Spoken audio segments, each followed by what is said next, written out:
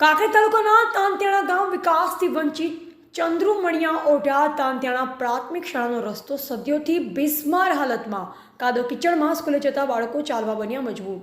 તાંતિયાણા ગ્રામ લોકોએ અનેકોવાર સરકારને રજૂઆત કરી છતાં પરિણામ શૂન્ય. કાંકરેજ તાલુકાના તાંતિયાણા ગામ રોડ રસ્તાથી વિકાસથી વંચિત હોય તેવું લાગી રહ્યું છે. સ્કૂલે જતા બાળકો કાદવ કિચડમાં ચાલતા બીમાર પણ પડતા હોવાની બૂમરાટ પડી છે. કોઈ ગામનો વૃદ્ધ માણસ બીમાર પડે કે પછી કોઈ મહિલા ડિલિવરી હોય તો 108 પણ આવી શકતી નથી. ગ્રામ લોકોને પણ કાદવ કિચડમાં મુસાફરી દરમિયાન ભારે હાલાકી પડી રહી છે. આ શાળા તાંતિયાણા ગામથી અંદાજિત 2.5-3 કિલોમીટર આવેલ છે, જ્યાં 250 થી 300 માણસની રોજ અવરજવર થાય છે. ગ્રામ લોકોએ ન્યૂઝ સમક્ષ રજૂઆત કરી સરકારે આ કાચો માર્ગ ઝડપથી પાકો બને તે માટે ગ્રામ લોકોએ સરકારને રજૂઆત ઘણીવાર કરી હતી, છતાં કોઈ પરિણામ મળ્યું નથી. હવે જોવું રહ્યું કે ન્યૂઝના અહેવાલથી કુંભકર્ણની જેમ ઘોર નિંદ્રામાં છે તે જાગશે ખરું. Bureau report Kankrej. હાલો, આમાં અમારે આ માર્ગમાં જબર તકલીફ છે. કોઈ ભાઈ માણસને હાજે પરસોંગે લઈ જાવી હોય તો દવાખાને કોઈ અમારો આરો જ થતો નહીં, બરાબર. તેથી અમારે કોઈ મરે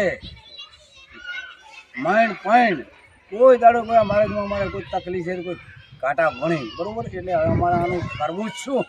કોઈ અમારો કોઈ રાડ કૂકો કોઈ સાંભળતું નહીં સરકારે. તો આમાં અમારી તકલીફો કોઈ ભાગો.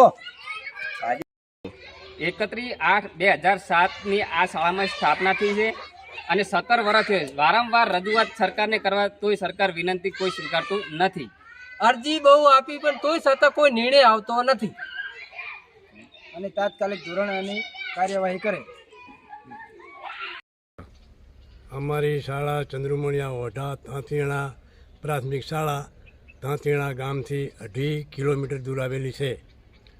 આ શાળામાં 1 થી 5 ધોરણનો આશરે 50 બાળકો અભ્યાસ કરે છે.